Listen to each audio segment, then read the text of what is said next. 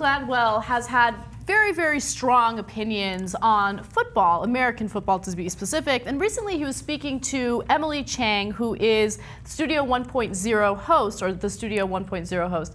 And he didn't really hold back from talking about how much he despises football. I want him to speak for himself. Take a look. The idea that we are paying people to engage in a sport for our own entertainment that causes irreparable damage to themselves is appalling.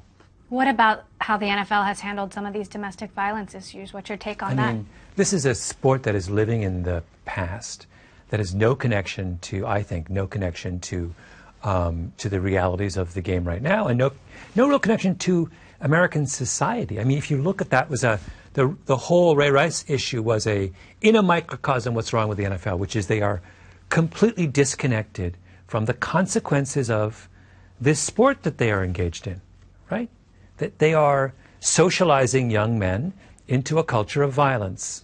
Now, just to give you some more information about the NFL and the issue of concussions, recently the NFL revealed that nearly a third of retired players develop long-term cognitive issues much earlier than the general population. And also, they have been fighting tooth and nail when it comes to a settlement that would basically grant money to those who have suffered from concussions and are suffering from some of these long-term cognitive issues. Now, the settlement that they have agreed on is $675 million, which is nothing. There are 25,000 former players involved in this class action lawsuit. Okay, and a lot of them won't get any of that money because under the settlement, anyone who is suffering from emotional distress as a result of those concussions will not receive any money. So that doesn't make sense. Yeah. So to give you more damning facts, the average life expectancy of NFL players in the 50s, it's about 25 years, a quarter of a century less than the average American. It's amazing. So they're modern day gladiators. Now, Malcolm Gladwell is right. He brings us facts, and I am going to be a conservative here and say I don't want to listen to the facts, okay? I'm just going to ignore them, and I'm going to be anti-science. I love football. I don't want it to be taken away from me. They're gladiators, but they signed up for it. They don't die in the ring. I know and obviously the numbers are incredibly damning here, but my whole body was screaming during that interview. La, la, la, la, la, la, la, la, la, la. I love the sport. I love that we're going to get everything I was talking to Ben when we were doing the old school podcast the other day. Now I know the objectification of women in the service industry. We did a story about that. I mean, you already kind of knew it. And we went to Hooters. And at Hooters, the objectification is very obvious. Now I'm feeling bad about looking at a girl's ass. I'm feeling bad about watching football. I want to stop feeling bad. Can I just be a conservative for a day and go blah, blah, blah, blah, blah? It's okay to watch people harm themselves and basically kill themselves by the time they're 50 for your entertainment and amusement. Yeah. Don't worry, you don't have to feel bad about that. What about Evel Knievel? Right? So we're not supposed to watch Evel Knievel. I'm not supposed to watch boxers anymore. I love boxing. Yeah, that's interesting. I know you love boxing. Yeah. I watched the fight the other day, and I thought, I understand why you're into it. It was Bernard Hopkins. He's 49. He's 49 years old. He's fighting against a guy who's a machine. That guy, no one will fight that guy. That's how strong he is. Kovalev has knocked out everybody he's ever fought against. There's 25 fights, never went past the eighth round. Mm-hmm. Okay, Bernard Hopkins, legendary champion, right? At the age of 49, he still has championship belts. Yes. He won a championship like last year. Yes. Okay, he's an amazing guy.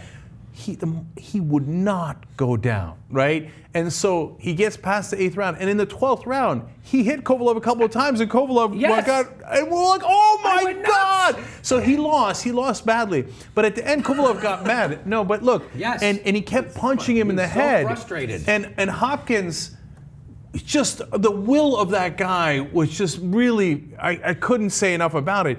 Kovalev hits him square in the chin, and Hopkins goes boom, and stumbles, and holds his feet. It's like a Hulk Hogan moment, and gets back up. And he didn't get knocked down, right? And so the reason I tell you that story is, I love that warrior. But the entire time, I know he's getting brain damage.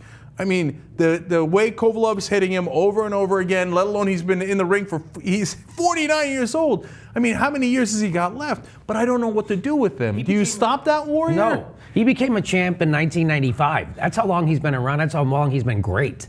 So yeah, it is amazing. I mean, there's nothing like this to compare in sports. It would be the equivalent of Michael Jordan still playing, right? And how many years ago did he quit? So it takes, as you said, it takes great mental will and discipline, and hopefully he can apply that same level of mental will and discipline to swallowing a glass of water and tying his own shoelaces after this fight. So what, you're right, Malcolm Gladwell's right, but what do we do? What do we do? Here's the thing. So look, it's one thing to say you're free to harm yourself if you want to, and generally I'm totally fine with that argument. But it becomes more complicated when it's no longer a thing where we say, you're 21, here's a potential career, how would you like to do this and get paid? We don't do that. We take kids when they're 3 or 4 and we bring them to games and we tell them, these are gladiators, these are amazing people.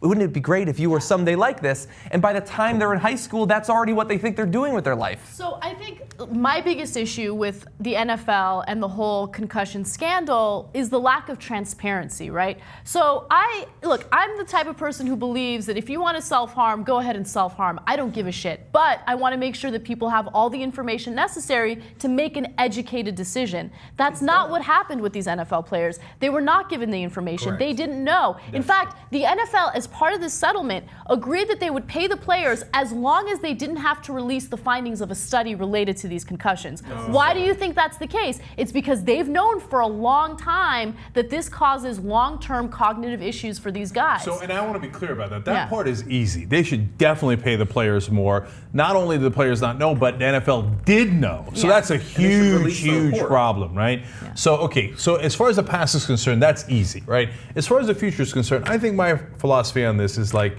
treat it like smoking. Put billboards if you have to, do public education so that parents like us now know, and I'm not going to let even though I played football and even though I love football, I'm not going to let my son play football because I know that it leads to brain damage, right? Yeah.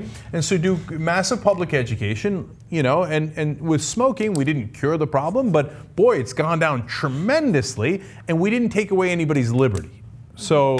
Well, can I ask you, maybe this is a ridiculous question, but I don't think it's fundamentally ridiculous. Should we be able to have gladiatorial combat then? Mm-hmm. You sign up for it, you're not forced to, it's not prisoners or anything, it's just if you choose to, you get paid really well, you'll be a celebrity, but you might get killed in the ring.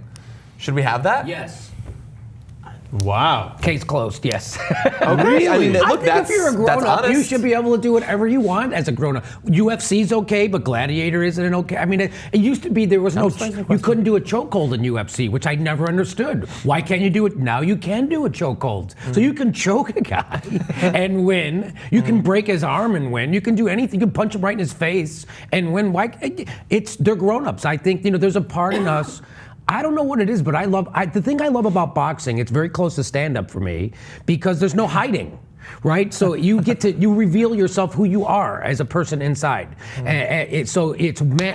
either going to run, or you're going to fight, or you're going to stand up, or you're going to cower, or you're going to. So you're going to reveal your character as a boxer, just like as a stand-up, you reveal yourself because there's no place to hide, and that's why I think I like it. It's who you are. The more you talk, the more I disagree with you. You're not because you're making bad points, you're making great points, right? But because I then remembered, speaking of people dying in the ring, etc., that football was unregulated in the beginning, way back in the day when only colleges played, right?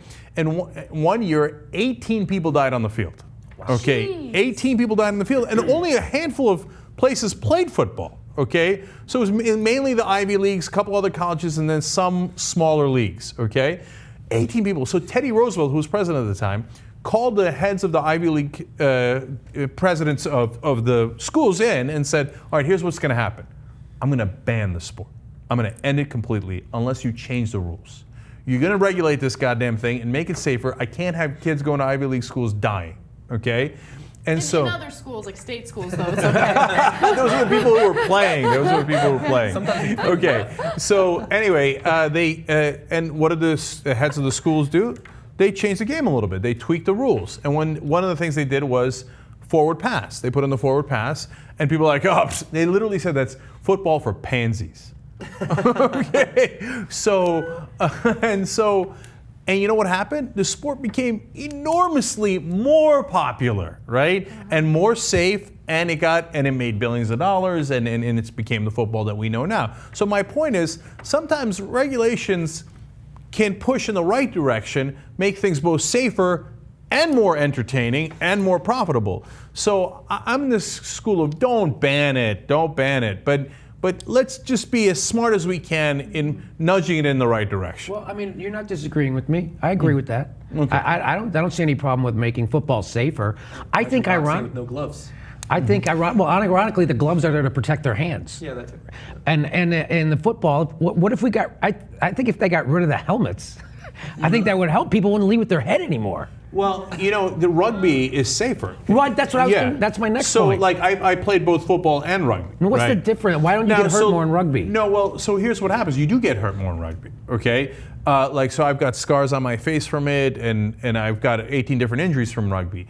But you don't get brain damage because you're not leading with your head and knocking heads all the time. No You helmets. see what I'm saying? So you'll get a cut on your face. You'll break things, yada yada. But at least you're not leading with your head, and nobody's leading with their head, so you don't get the brain damage. Yeah. So that's a big difference. And soccer also, they no longer, there's a certain age where they won't allow you, under which you cannot head the ball anymore, right? So that's they've interesting. stopped that. I think it's maybe even 15 and under, they're not supposed to head. And I know that sounds dirty, but it's not.